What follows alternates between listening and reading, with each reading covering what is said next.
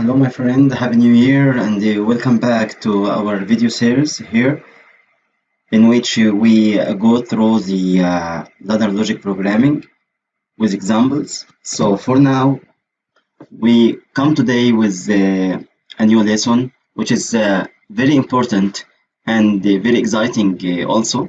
Uh, this is the sequencer output instruction. So, what is sequencer output instructions? It's very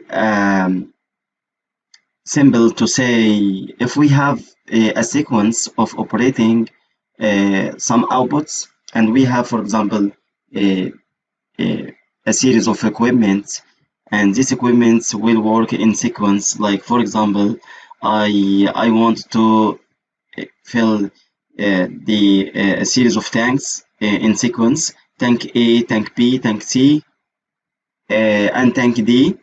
So each tank connected with one pump or motor, and we run this process in sequence, the first motor and second and third and fourth motor. So in this thing, like it is very simple to make it in traditional style of programming, to make it like in sequence. I run the first motor to fill the tank, and I get the feedback from the tank. Once it is filled, I will shut down this motor and move to running the next one, and so on. But this has the drawbacks of like make the program very lengthy, and a lot of instruction, especially in a large scale project. We need to make things like working in a simple logic and make the program short and readable as well. So here there is a feature of having one instruction, and in this instruction we can connect the multiple of outputs to a sequence of operations. So here, as you can see in this screen, you can see the input to the command. The command or instruction is called SQ0 in unemployedly programming, and I will show you how to simulate this also in a different programming language in which there are no specific sequencer output instruction. As an idea, for example, Siemens series, we can emulate or imitate this sequencer output instruction by a couple of instructions. So here in this sequence SQ0, which is the sequencer output instruction, you can see here the input is a data file or array, and the output is the array of output. So, for example, if we want to run outputs from Q0 to Q15, so we need a pattern of data file of 15 bits or 16 bits to be transferred from the right to the left to make the output run sequentially Q0, then Q1, then Q2 up to Q15. So here is the block of the instruction. You can see here many parameters. So the first parameter is a file, which is the data file, and second parameter is a mask in which you want to control the data. For example, if you want to, like, if you have a data file of 15 or 16 bits, and you want to just move the first three bits to run Q0, Q1, Q2, and regardless the data in the data file, you will block or prevent the other bits from Q4 until Q15.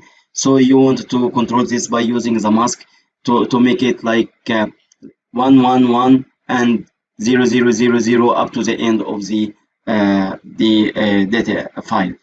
And destination, for sure, it is like the start bit of the your output, like Q0 .0, and the control, it will be a control register. Typically it will be one register reserved, like register R6, to control the process, and the length to show that like the length of the output that will be transferred from the data file to the output destination, and the position to show you the position of the next one or the current output to be done. So here's one example in the run mode. So we give the data here, like the data file, it will be the B3 starting from bit 0, and B3 is a marker or the buffer in which you will use to transfer the data from B3 to the output in the destination. You can see the output is 000, and the next one 001, and next one 002, and so on. And the mask here, as you can see, I put FH, meaning I will put 11111 to let all the data in the data file to transfer to the output.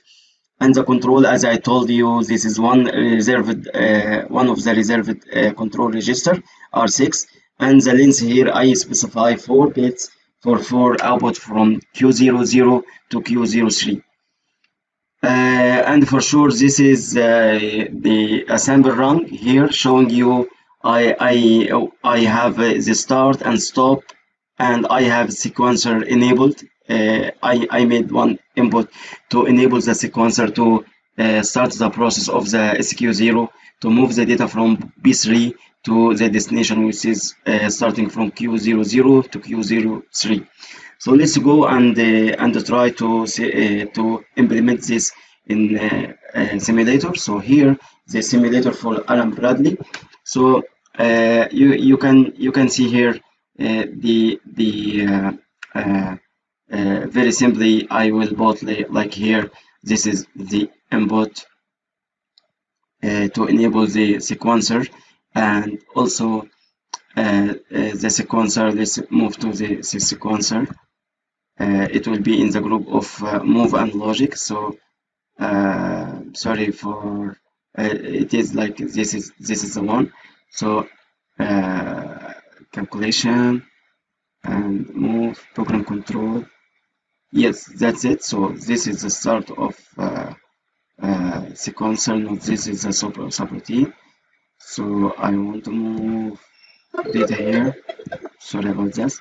So here's the let's try to find the sequencer here. What's here? Not in comparable group. Input output might be no. Okay. That's a good chance to let you see the group of instructions that we have.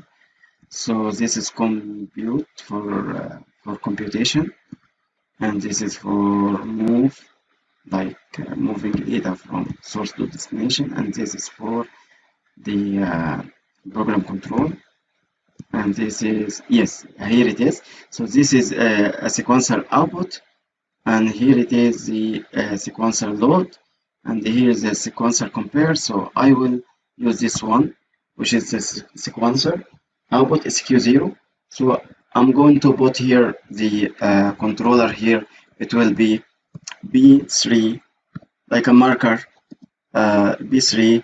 I will put it 1.0, okay, and I will put here the data to be B3 0, and I will put here also the mask to be FH, which is like allowing all data from B30 to move to the destination. Destination here is Q0, okay, Q20, and the control, it will be R, for example, it will be R7, okay, or I'm sorry, R6, and I will say the length, it will be 4, okay. And here is the position. Let me start from position 1. Okay. So position allowed here, starting from 3. So from 2. So let's say showing you this is the output to show you here. So I'm going to see what's going on in the output, second output, this one, and I will show you also the binary. So this is the binary. So I will like enable the process by say 310. So this is the one, and I moved here like because it is in the run mode, so I need to download the data and make the run, and see here the output. You can see here the IOs. So you can see here the IOs and input and output for all the data that we have. Let me minimize this one or close this one and move to the data. For this is the binary. So I need to enable the process by this one already is this one is B310. So this one, I put this one is 0. If I make this 0, you can see this is now the process is not running of SQ0. So data is not transferred from output to input. But if I put this one to 1, so now it is operated, and I will show you when I changing this one from 1 to 0 again. So you can see here this is 1 again. You can see here the position moving to the next output. So this is the next output Q2 0.3. But if I want to move to other one, I will enable and disable this one. Okay, as you can see here, the position is 1, and in position 1 I put in the position 1, and then in position every time I changing from 0 to 1, it shifts to the next one to enable or disable the output. Okay, and so on in sequence. I can run the output 3 and the output 4. If I turn it on and off this flag, it will sequentially move to the next output, and so on. At any time you can open the output here to watch the output as you can see. So again, you can loop with this one, okay, and move to the next one in sequence. So this is how you run different output sequentially, as you can see. So that's very important instruction. And thank you for watching today for one of the significant important instruction, which is the sequencer output instruction. Thank you, and let's meet again in the next video tutorial. Thank you, and have a good day.